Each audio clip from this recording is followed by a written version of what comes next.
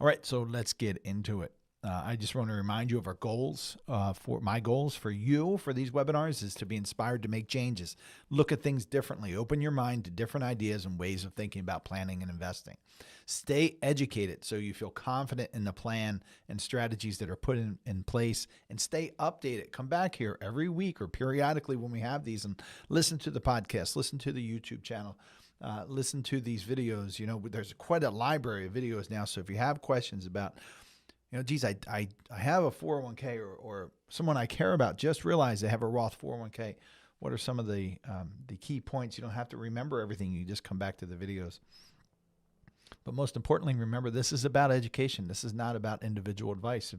If you're a client of ours, you get that individual advice. If you'd like to talk to us about potentially becoming a client, you can reach out at questions@attleborowealth.com. That's questions@attleborowealth.com, and we can schedule a 15-minute discovery call with you. You can also learn more about us at attleborowealth.com. That's attleborowealth.com. Okay, so let's get into our headlines. So this headline grabbed me this morning as I was preparing for the webinar and just scrolling through my emails. But this is from the Peter G. Peterson Foundation. And if you don't know who the Peter G. Peterson Foundation is, you might want to Google them. They have a lot of great information about our financial health of our country and the issues that we face financially as a nation. So this talked about a poll that came out. So it was they referred to it as a new battleground poll. National debt, a critical issue for swing state voters. So this is not a political statement at all. But this talks about across 7 key states, more than 9 in 10 want candidates to have a plan for the debt. So we all know we have this high national debt. And they write that voters want to hear more about plans to address the debt than plans for other issues. This talks about, well, let me just read through it with you. New swing state polling reveals that 2024 voters overwhelmingly believe that the rising national debt is a critical campaign issue. More than 9 in 10 voters across 7 key states, Arizona, Georgia, Michigan, Nevada, North Carolina, Pennsylvania, and Wisconsin, say it's important for candidates to have a plan for the debt, including 95% of Harris voters and 97% of Trump voters and 95% of undecided voters. So everyone that they polled, or the vast majority of the folks that they polled in this, they want to hear answers to this impending issue. Additionally, 3 in 4 voters in these battleground states say they want candidates to talk more about the debt and their plans to address it, outpacing the percentages of voters who say the same for other election issues, including immigration, abortion, climate change, and foreign policy. That's surprising to me. The national debt is a critical campaign issue for voters in these decisive swing states, says Michael A. Peterson, CEO of the nonpartisan Peterson Foundation. So there's a bit more to his statement, but what I find interesting about this is that this was on Monday. Let's read this. On Monday, the Nonpartisan Committee for a Responsible Federal Budget published an analysis of both presidential campaign proposals, including an estimate that through 2035, Vice President Harris's plan would increase the debt by $3.5 trillion, and former President Trump's plan would increase the debt by $7.5 trillion. The poll they're referring to was jointly conducted by Democratic firm Global Strategy Group and Republican firm North Star Opinion Research from September 23rd through September 29th. In total, 2,828 registered voters were surveyed across the 7 swing states. So truly a bipartisan effort. And what's interesting to me, I don't know if you've seen differently. We can't get away. You can't get away from political ads these days, no matter what you're watching. But I haven't heard a single one talk about the national debt. So this poll says that we all want to. Many of us want to hear about what this answer or was this issue, how to address this issue. But I haven't heard a single campaign ad or seen anything in the mail, and they come in every day about the national debt. And in fact, I've heard about tax cuts, but that is not how we're going to address these issues. Okay. Let's jump into our Slott report. And I'm going to share my screen here. So the Slott report today is going to be a little bit technical, but it's important. These are still some information that's coming out of the final regulations that were just brought to us a few months ago, coming out of the Secure 2.0 changes. So this is, and I guess back to the Secure Act as well. But this is a bit technical, but I think it's important, and let's go through it. So this came out, as you can see, from Sarah Brenner from the Slott Group. And Sarah writes, the recent final required minimum distribution regulations include a new rule change that may be beneficial for IRA owners who name trusts as beneficiaries. In the new regulations, the IRS allows separate accounting for RMD purposes for more trusts. This can be helpful when a trust has beneficiaries who can potentially have different payout periods under the RMD rules. Again, RMDs, required minimum distributions. So separate accounting, when an IRA, let me just move this up a little bit.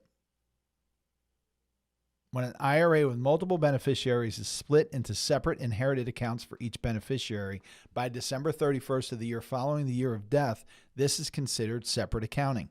The RMD rules will then apply separately to each inherited IRA. For example, one beneficiary might be eligible to use a life expectancy payout on their inherited IRA, while another would be required to use the 10-year rule. Without separate accounting, all of the beneficiaries would have to use the fastest payout method. So you can see where this can be beneficial. In the past, while separate accounting was allowed for multiple beneficiaries named directly on an IRA, it was never permitted for trusts. In many private letter rulings, when a single trust was named as a beneficiary and that trust was split into 3 separate subtrusts, the IRS allowed separate inherited IRAs to be created, one for each subtrust, but did not allow separate account treatment for RMD purposes. To get around this issue, IRA owners could name separate trusts directly on the beneficiary form. In these situations, the IRS allowed the beneficiaries of subtrusts to each use their own life expectancy. The difference was that each subtrust was named as the beneficiary on the IRA beneficiary form rather than the master trust. The Secure Act changed these rules in a limited way. It allowed separate accounting for certain special needs trusts called applicable multi-beneficiary trusts. While the Secure Act limits most beneficiaries to a 10-year payout, special rules for these trusts for disabled or chronically ill beneficiaries allow RMDs to be paid from the IRA to the trust using the beneficiary's single life expectancy, even if the trust has other beneficiaries who are not disabled or chronically ill. The new rules, the final regulations expand this treatment beyond applicable multiple beneficiary trusts to permit separate accounting to be used for other see-through trusts. If certain requirements are met, separate accounts may be used for see-through trust if the terms of the trust provide that it is to be divided immediately upon the death of the account holder into separate shares for one or more trust beneficiaries. You can see what I mean about this getting very technical. To be considered immediately divided upon death, the following requirements must be met. The trust must be terminated. The separate interests of the trust beneficiaries must be held in separate trusts. And there can be no discretion as to the extent to which the separate trust will be entitled to receive post-death distributions. In addition, the final regulations clarify that a trust will not fail the requirements to be divided immediately upon death. If there are administrative delays, as long as any amounts received by the trust during the delay are allocated as if the trust had been divided on the date of the IRA owner's death. So what does that mean to you, and what do you do with that? If you have named trusts as beneficiaries, or if you have special needs children, or let's just stay with those two. If you have named trust as beneficiaries, set up a trust and name trust as beneficiaries of your IRA, you've already heard me say that for many reasons, the passage of the Secure Act has negated some of the benefits of that. So you should have your documents reviewed. Have your documents reviewed by your attorney and your planner to make sure that this still works for you. If you have special needs children, you should absolutely review these new regulations. These just came out within the past couple months. You should review these new regulations to see how they affect your estate plan. People go through a lot of time and expense developing special needs trusts, making sure your children with special needs are taken care of. And this is an occasion when the new rules might affect you either in a positive or negative way, depending on how you're structured, and it makes sense to review those. So if you need help with that, you can reach out to us.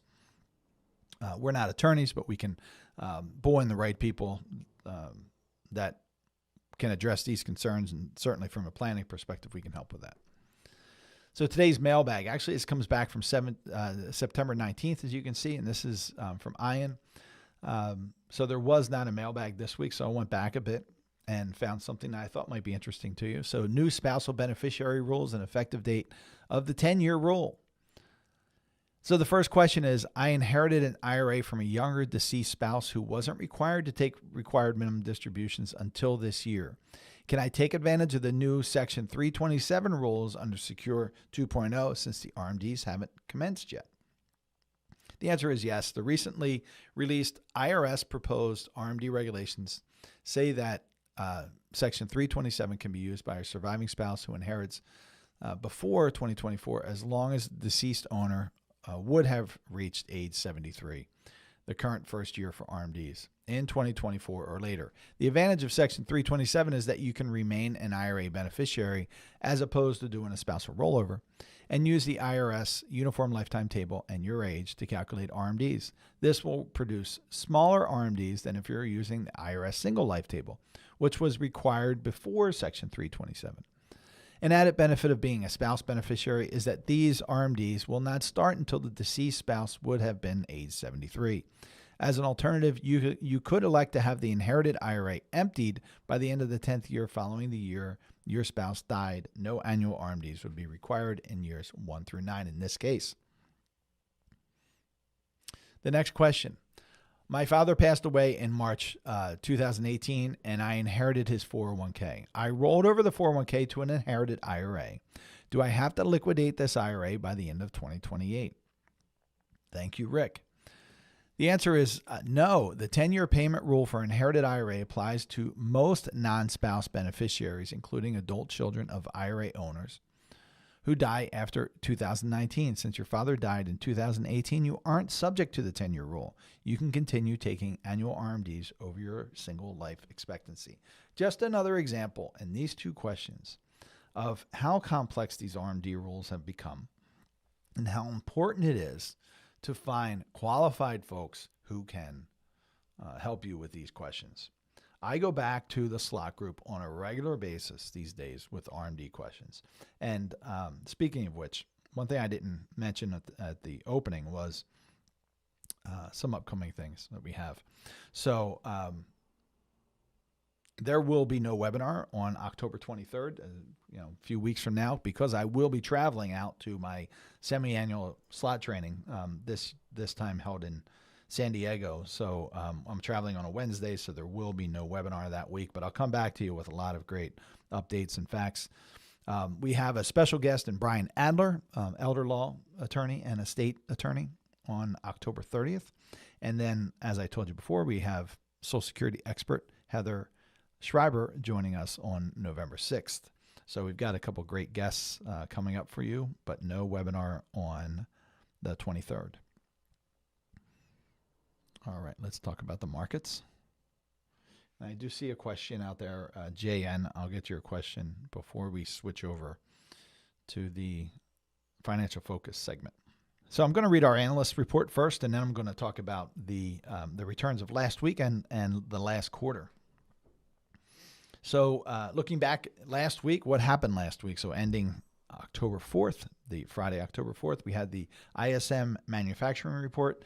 That's the measure of sentiment in the manufacturing sector. That stayed steady at 47.2 with a reading below 50 indicating contraction. This the forward-looking new order reading rose, but remained in contractory territory at 46.1, while the prices component dropped 48.3 to 48.3 from 54.0. So what does that mean? Our analysts say that manufacturing continues to limp along but isn't falling off a cliff, while the pricing component easing should keep the Fed on the rate-cutting path. There was a lot of discussion over the past couple of days I've heard on the news stations. Does the Fed continue to cut, and what does it look like? So these manufacturing, these ISM services, manufacturing jobs reports, of course, the consumer price index, all these are going to weigh on this decision. Does the Fed continue to cut? And if so, what do those cuts look like? And of course, that plays out to the markets. One of the reasons that we've seen some volatility in the market over the past few days is people are questioning, is the Fed on the right path? So then we had ISM services. The measure of sentiment in the service sector jumped 3.4 points to 54.9, which is the highest reading since February 2023. The forward-looking new orders component surged 6.4 points to 59.4, and the prices component increased 21 points to 59.4. So what do our analysts say about that? The service side of the economy is larger than the manufacturing side and continues to show strength. If readings continue like this, the Fed will likely be slow to cut rates in the future as growth seems solid, but prices remain stubbornly elevated. We had the labor report.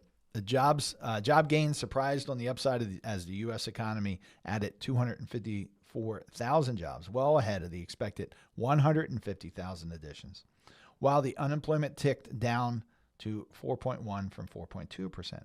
Additionally, the prior 2 months were revised higher by 72,000 jobs. Average hourly earnings rose 0.4% month over month and 4% year over year, both higher than expected. So our analysts say that expectations for Fed's cuts in the coming months fell following the release to 0.25% cuts, in line with the Fed's dot plot, they write. We talked about the dot plot during our webinar with Thomas Byelich, who's the head of our investment committee. With earnings higher and the labor market showing strength, the Fed may start to float the idea of skipping a meeting or two regarding cutting rates. That'd be interesting. So what's coming ahead this week? Today we have the Fed minutes. Notes from the September Fed meeting may be looked at more closely as there was a dissenting vote for the 0.5% rate cut. Tomorrow we have consumer price index. The Fed has started cutting, but how inflation at the consumer level evolves from here will determine the speed at which future rates come. It'll help, and it's going to help. It's the CPI isn't everything, but it plays a big part. On Friday we have PPI. So these are wholesale prices.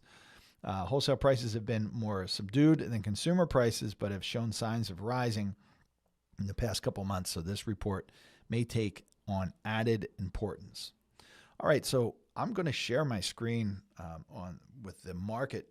Look back on the markets here, because I think it's important for you to kind of see now what I'm going to share this Invesco report that we get, this markets at a glance, and this is not a recommendation to deal with Invesco, or anything like that.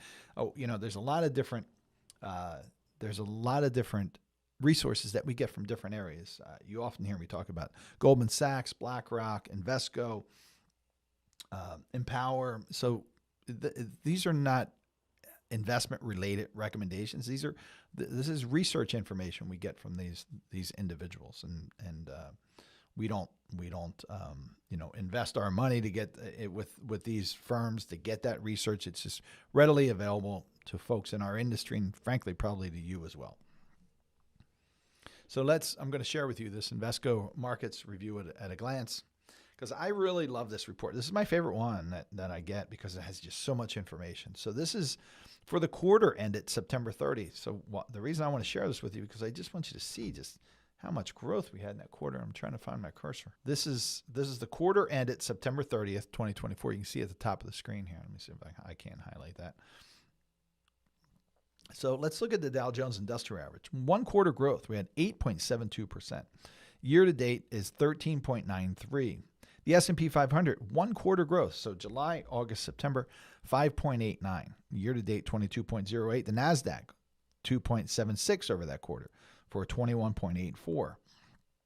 So you can continue down here with me. These are all the global indices on that we follow here. But everything was positive for the quarter. That is, a bit unusual, but you can see that not only is everything positive, but very, very positive, right? We've had a lot of growth in that quarter. And I want you to come down here because we've seen a huge turnaround in bonds. So bonds were positive for the quarter, 5.20. Year to date, they're positive 4.45. That means they were still underwater coming into July. Still negative bonds were coming into July. But July, August, September, we saw a huge pop in bonds. So this U.S. aggregate bond index is, I always refer to as, that's probably where folks have most of their bond money. It's that 7 to 9 year maturity. But you can see we had a lot of growth in that sector there, that area there. The highest, next highest bond sector is the U.S. high yield. And then we have the FTSE bonds increased quite a bit. And global dividend index here, 9.14, grew as well. So you can see down here the Fed funds target. We had prior quarter was at 5.50%, and now we're at 5%. So that represents the 0.5 of 1% cut that we saw in the Fed funds rate. Right, that's what the Federal Reserve comes out and says. Now this is not prime rate. This is the Fed funds target rate. And you'll see here that also the 6-month Treasury dropped quite a bit too. So just shy of 1% from 5.32 to 4.40. So a lot of good information in here. So now let's look at last week. So that was last quarter. Now this is the week ending for October. Again, this says this is Invesco's report, but that doesn't mean anything. I don't want you to go out and buy Invesco funds or anything like that. So let's look at last week. So we saw we still had modest growth here, 0.13% in the Dow. The S&P 500 was up 0.26%. The NASDAQ was up 0.2%. The world index fell, right? So the MSCI world, that's X, not including the U.S., fell 3.29%. That's a big drop in a week. And jumped back down here to bonds. Bonds dropped 1.24% for giving us 3.4% for the year. So big drop there in the bonds, and huge drop in 1 week for the global stocks, not including U.S. So no other big changes there, but I just wanted to share with you, some of the information we look at on a regular basis. Okay. So this is the financial focus portion of the webinar. So today we're going to talk about, do you have a Roth retirement plan, and some key items, or what I call critical items, for you to pay attention to if you have a Roth retirement plan, or Roth 401k, or Roth 403b, etc. And I'm sorry, I'll come back to your question. I did say we'd handle that in the transition, but so this is one of the most common questions I get from our classes or webinars. I ask, do you know if you have a Roth 401k or a Roth retirement plan? And people don't know. And then I say, well, go back and find out. Ask your HR person, ask your employer if you have this option, because this option can be powerful to you in your retirement planning. If you're trying to get to a tax efficient plan, which most people really should do. But this is a powerful tool that should not be overlooked. And if it's available to you, consider taking advantage of it. Again, I'm going to share with you is not individual. Don't take this as individual advice. You shouldn't take individual advice from anybody on YouTube or a podcast. You should take this as education. Get your individual advice from your trusted financial planner, financial advisor. Find those qualified people who know what the heck they're talking about and can help guide you through this process and answer questions that you might have and put you on the path. If tax efficiency is what you're looking for, paying lower taxes in the future, avoiding this tax train, there are folks out there who are qualified for that. So it really depends on what your path is. And that includes us, right? So we're very, very qualified in that area. Okay, let me share my whiteboard here. So do you have a Roth retirement plan? Critical items you should know. Well, the first thing is, do you have a Roth plan? Now, we're not just talking about Roth 401ks. They're the most common. But we have Roth 403bs. Now, Roth 401ks and Roth 403bs have been around for a while. It used to be uncommon, going back 10 years ago, that someone would have a Roth option in their plan, but now it's uncommon if they don't. even with the 403Bs. So 403B plans are typically hospitals, schools, things like that. The not-for-profits, but there are plenty out there with Roth options. So the first thing you want to find out is, do you have a Roth option? Because today you can also have Roth 457B plans. You can have Roth SEP IRAs. You can have Roth Simple IRAs. So that was a change with the last Secure Act change, where we can now have Roth SEP IRAs, Roth Simple, Roth 457B plans, which really opens up the doors for you, because all your contributions can go into these plans. So your employee contributions can be directed into the plans, into the Roth plans. Now let's look at what those contribution levels are. I'm going to first start over here at the salary deferral limits for 401k plans, 401ks and 403b plans. So for 2024, this is where we are today. If you're under 50 years old, you can contribute up to $23,000. If you're over 50 years old, you can add another $7,500 to that. So you could contribute a total of $30,500 to your Roth 401k or Roth 403b plan. So there's a couple things that I'm going to talk about, common questions, but one of the common questions I get is, well, what about the employer match? If I contribute to my 401k Roth, will I still get my match? The answer is yes. It doesn't matter which bucket you put your money into, whether it's traditional or your 401k, your Roth 401k, your employer is still going to give you that match. And when I talk about buckets, let me go back here for a second. Remember, these are your different buckets. So when we're talking about retirement plans, I want to be really clear about this. So we're not talking about taxable bucket in this section, right? Because there's no retirement plans that fall into the taxable bucket. These are your things outside of IRAs and retirement plans. We're focusing here in these two areas. So tax deferred, anything traditional 401k, traditional 401 or 403b, traditional simple IRAs, traditional SEP IRAs, that says SEP, traditional 457B plans. But now you can also have Roth. So anything Roth sits in the tax advantage. So tax deferred, you have to pay tax on that money when it's distributed. So if you believe that taxes are going to be significantly higher in the future, and there's a lot of good evidence that support that for the average middle-class American, taxes are going to be significantly higher in the, certainly within the next 10 years.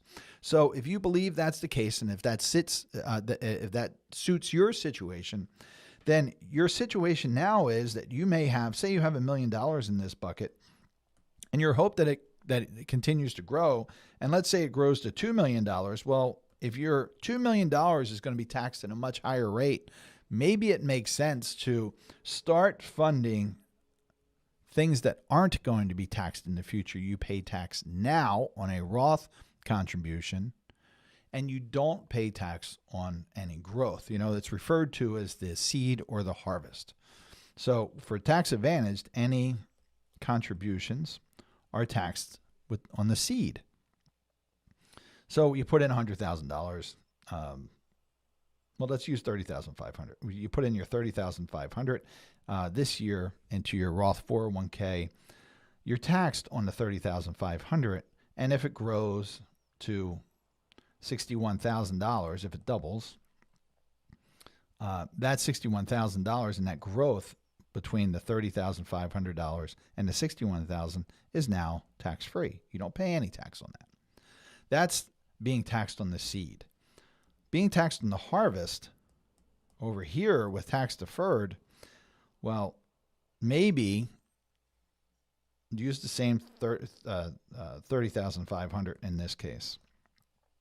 Well, you don't pay tax on that $30,500 that you put in, right? It comes right from your payroll deduction. You don't pay tax on that.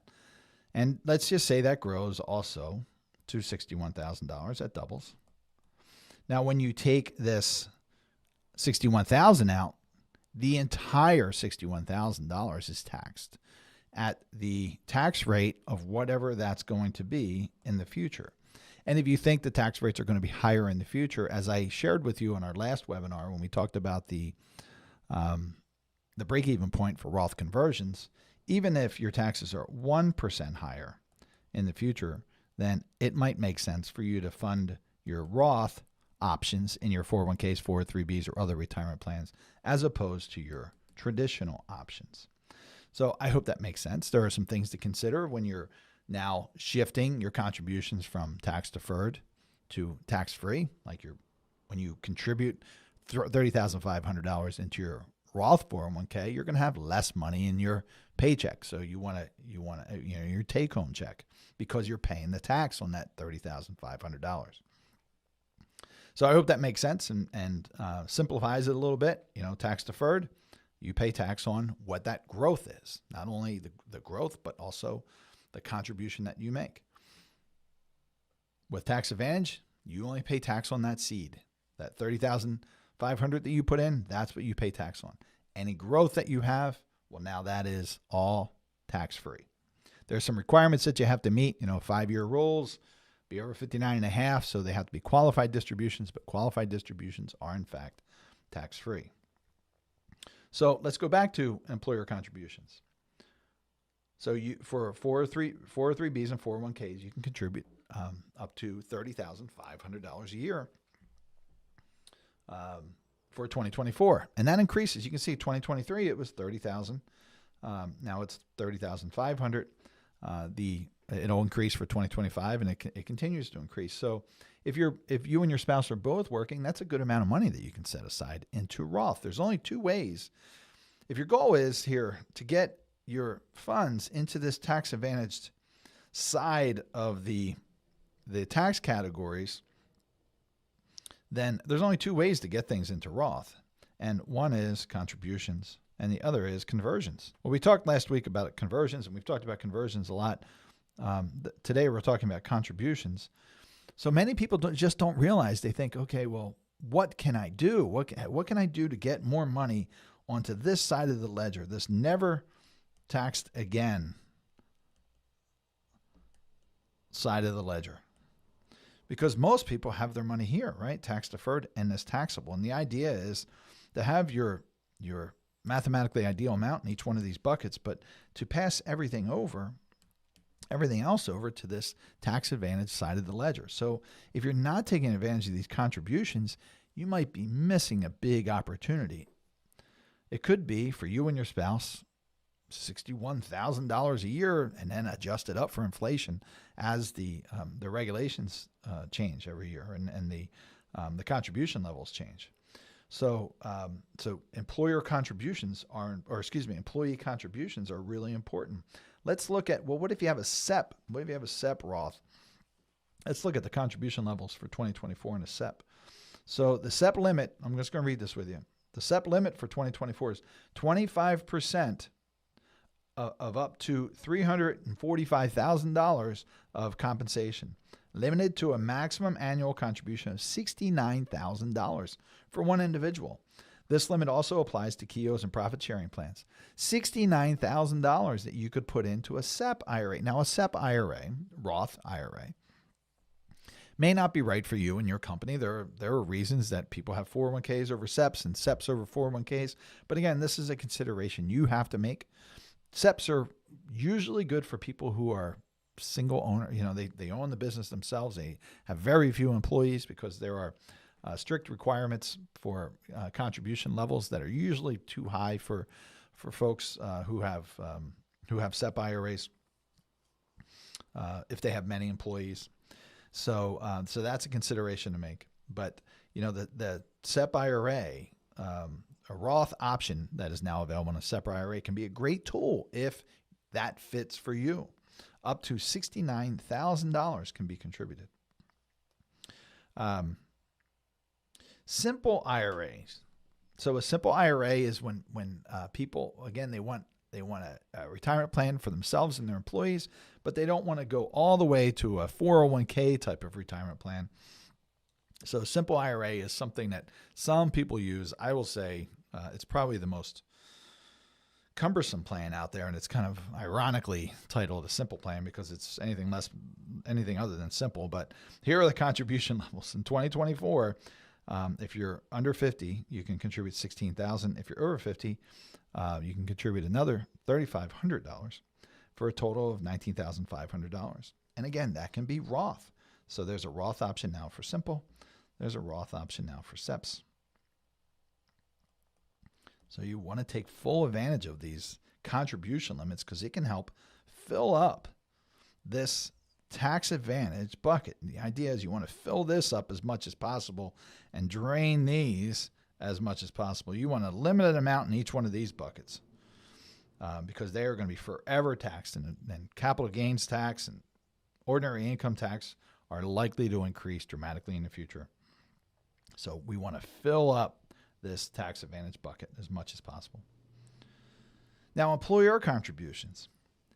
So it used to be up until, I think it was earlier this year, but a short time ago, geez, it might have been last year, but I think it was earlier this year, that employer contributions into the 401k and 403b plans, if you had a Roth, still had to go into the traditional side. So you could contribute into this tax advantaged or Roth 401k or 403b, but your employer, so you're the employee, but your employer would still have to make the matching contribution into the tax deferred bucket.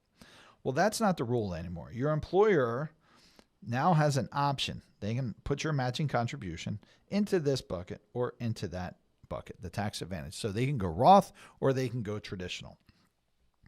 Now, this is a very new rule still, and it is optional for the employer. I don't know any plan that's actually doing that yet, but I am certain that over time we're going to start to see employer contributions funnel into the 403b. And there actually are new regulations, part of the new regulations, and they're delayed now, I think, until 2025. But any matching contributions are going to have to go into a Roth 401k for certain high-income earners. So now let's talk about contribution deadlines because this is important. So here we are. Today is October 9th, and you might be finding yourself, well, geez, I just found out I have a Roth 401k option, and I haven't contributed to it. I've been contributing to my traditional IRA, and I think that it's best for me now, after doing some research and analysis, that it makes sense for me to put money into my Roth 401k. Can I still do that for the remaining amount of the year? Well, sure. You can contact your 401k provider and change your allocations. With 401ks and 403bs, though, all of your contributions have to be in for 2024 by the end of the year. We don't have the ability, like we do with some other plans, where we can make those contributions later in the year. Like if you're talking about an IRA, and these are, people often blend the rules of retirement plans like 401ks and IRAs, but they're very, very different. There are similarities in the structure of the plans and some of the benefits, tax deferred, after tax, pre-tax, things like that. But the rules are very, very different. So with an IRA, you can make contributions up to the tax filing deadline for the following year. So I can make a 2024 IRA contribution if I was allowed to, all the way up until the tax filing deadline in 2025. But you don't have that. You don't have that grace period or that extra time with a 401k contribution. You've got to make sure your contributions are in by 12/31, and they have to be done via payroll deduction. So you have to contact your employer, your payroll folks, and say, I want to change this to my Roth contribution for the remaining of the year, if that works for you. So with a SEP IRA, you have to the tax filing deadline, so that you've got some if you're an employer or an employee who has a SEP plan, you have the ability to contribute up to that tax filing deadline. And simple is, again, a little more complex. The employee has to contribute by December 31st, but the employer has, for their contribution, up till the tax filing deadline. So here's some common questions I get regarding Roth, retirement plans. Okay, now I've learned that I have a Roth, or I've always known I've had this Roth, but I haven't quite figured out what it means and how best to take advantage of it. Well, I hope you see that now, if it makes sense for you and your tax efficient plan, geez, you can put a lot of money. If you just go back to the 401k, you can put a lot of money into a Roth 401k. Roth IRAs are very, very limited in the amount of money that you can contribute. $7,000 if you're under 50, another $1,000 if you're over 50. So the difference between $8,000 a year and $30,500 a year is pretty great. So common questions I get. So now I know I have a Roth IRA. Which should I contribute to, Roth or traditional? Well, you're not going to be surprised to hear me say that this is different for everybody. It's different depending on your situation. It's different depending on your income. It's different depending on your tax situation and what your future goals are.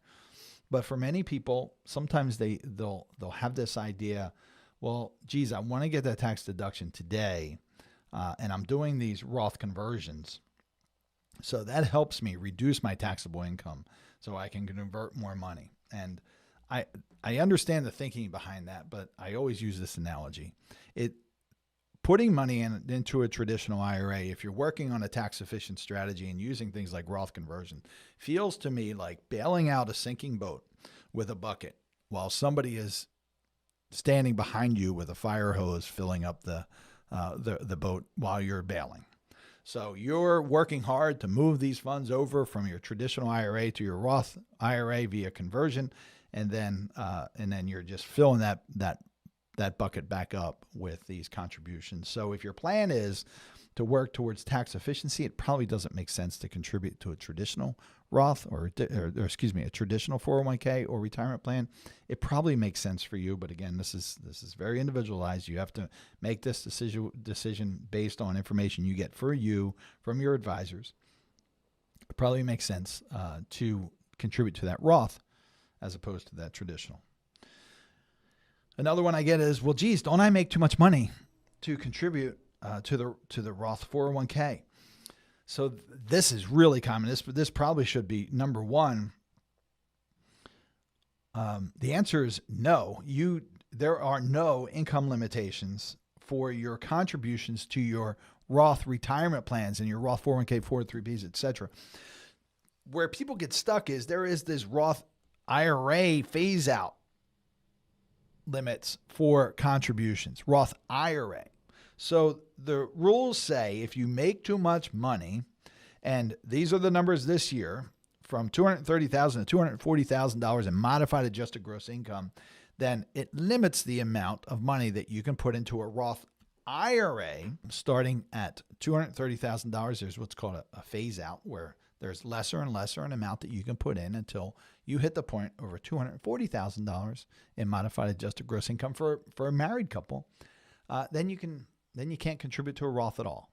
Sure, you may be able to do this thing called backdoor Roth contributions, and I have a whole other video about that, and you can go back and look at that.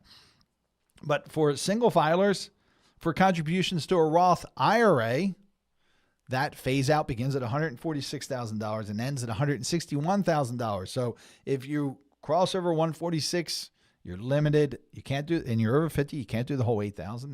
There's a formula to figure out how much you can. But if you're over $161,000 in modified adjusted gross income, you cannot contribute to a Roth IRA. But there are no phase out restrictions on 401ks, 403bs, etc. You can make $1 million a year and still contribute to your Roth 401k, Roth 403b. This is a huge misconception out there. And I hear it all the time. Well, geez, I earn quite a bit of money. Don't I make too much money to contribute to the Roth 401k? And that's where I see people's eyes really light up, because suddenly when you say, well, no, there are no limitations. And somebody calculates quickly in their head, well, $30,500 now I can contribute into the Roth. And if my spouse is employed and has a Roth 403b or 401k, that's $61,000 that we can put aside. If you're a business owner and have few employees or no employees, that opens up an opportunity for the SEP, which can be even more, or for the 401k. If you have a 401k in your for your business, so that's exciting. So don't get caught up on that. People say, "What about my match?" Now, we talked about how the matches are directed, but many people think if I put my money, so this is the employee, if I put my money into this Roth option and I put all of it in, my $30,500, then I'm not going to get my match. Well, that's not how it works. If you can put your full amount into the employee section and your employer is still going to pay the match, whatever that match is. Now, again, they're either going to put it into the traditional part or the tax advantage part, but probably this traditional part is where they're going to put it in. I haven't seen anybody do this yet. But you don't have to put 5% of your contribution, for example, into the traditional and then the other 95, this is getting messy, into the Roth. You can put 100% into the Roth and you'll still get your match. This is a really common misconception as well. Completely not true. If you want to fund your Roth, you go ahead and fund your Roth. You'll still get your match. And then sometimes I get, will I make more money in my traditional plan? So will I make more money? What about the investment choices? Will I make more money in my traditional IRA? Not talking about, growth on tax dollars. We handled that all in last week in the break-even point and opportunity cost discussion. And if you didn't see that, I encourage you to go back and look at it. I'm talking about people say, well, what kind of things can I invest in the Roth 401k compared to what can I invest in the traditional 401k? And the answer is they're the same, right? So your investment options in your 401k, your retirement plans are going to be the same on the Roth side as they are the traditional side. You have to decide what's best for you as far as the investment allocation. Do you have conservative funds, aggressive funds, a mix of them all, and how that's laid out? But there really is no difference. Now, I've never seen a plan, nor really would there be a plan that says these are the investments just for the traditional IRA. So these are the investments for the Roth, traditional 401k, and these are the investments for the Roth 401k. Never seen that, and I don't think it would be allowed. But you're going to have whatever growth you're going to have, depending on your investment allocation, and they're the same on both sides. But again, this is a big misconception. I'm surprised I hear it, but I do hear it. And it's the same with IRAs, with very few exceptions. There are some things you can't invest in any IRA, like collectibles and antique furniture, things like that. But your traditional investments, whatever you can invest in a traditional IRA, you can invest in a Roth IRA. It really comes down to what those investments should be in either one of those, the traditional or the Roth. These are just tax categories. Okay. All right. I think we've hit it all. So I hope that was helpful today. We talked about, do you have a Roth 401k, Roth retirement plan? And what are some of these things that you should know and how to take full advantage of them? Max out your contributions if you can. Find the right tax category that fits for you. Know the nuances. Know how to weed out these misconceptions and these things that you hear from people. Well, you got to put your match in. You got to at least put your match into the traditional side. That's not true. Well, there's income limitations. That's not true. So be aware of these misconceptions that can really pause your tax efficient strategy or delay your tax efficient strategy, sometimes for years, because you're getting the wrong information. Respect the people around you that are giving you financial information. Your uncles, brothers, aunts, cousins, friends, plumber, hairdresser, whomever, but go to the experts to get the actual direction. There's a lot of people with a lot of opinions, but you want that opinion to be qualified, and you want you want the folks who are giving you their opinions to be educated, and you want them to be proficient, and you want them to be specialized in the area that's most important to you. Unfortunately, in the tax efficient tax planning space, there's not many of us out there. I'm going to join 400 of my friends in San Diego in a couple weeks. I wish that there would be more, but these are some of the finest tax planners in the nation, and I'm looking forward to seeing them. And I'm looking forward to seeing you next week on our webinar. If you want to reach out and schedule time with me for a 15-minute phone call, discovery phone call, you can do so at questions@attleborowealth.com. That's questions@attleborowealth.com. And before I sign off, I'm going to answer this question. I'm sorry, JN. The question is, can you own too much Roth? Is it better to have a diversified portfolio, Roth, 401k, and post-tax accounts? JN, you must be a new listener because you're going to hear me say, it depends. Of course, you can over Roth things. There are times when, I just had a conversation with someone who's very charitably inclined, and I said, you may never want to do another Roth conversion again because you may want to leave your IRA money to the charity. This is just an example. This isn't your example. This is just an example. You may want to take that $1 million that's left in your traditional IRA, name the charity as your beneficiary. You're never going to pay tax on it, and the charity's never going to pay tax. And you can use qualified charitable distributions along the way to cover RMDs potentially. So that's one example where it may not make sense to put everything into Roth. People make that mistake all the time. They put too much, they convert too much, they contribute too much into the Roth IRA, and you can't contributions. You can recharacterize still, but conversions, once they're done, they're done. You can't take that money back. So good question. Another example would be, for some people, you can leave an amount in an IRA, and if the withdrawals that you have scheduled or are required to make, if they're below your standard deduction, and you don't have any other income, then you may never pay tax on those funds. So for some people can leave hundreds of thousands of dollars in their IRAs and never pay tax on those withdrawals. And wouldn't that have been a shame if you converted that money and paid tax on that money and it never needed to be even during your lifetime? You could spend it yourself. You get a tax deduction, or you don't pay tax on the payroll contribution going in. And then you get to take that money out tax-free. That's a lot of fun. So really good question, JN. I appreciate it. But it is all individualized, right? So I'm happy to talk to you about your own situation if you want to schedule time, and you've got the email right there. If you're listening to the podcast and you didn't know what the heck I was drawing and going over and showing you, you can go back to the YouTube channel and look at this podcast or look at this YouTube video. And I look forward to seeing you all next week. Thanks for your time. I hope this was helpful. Take care.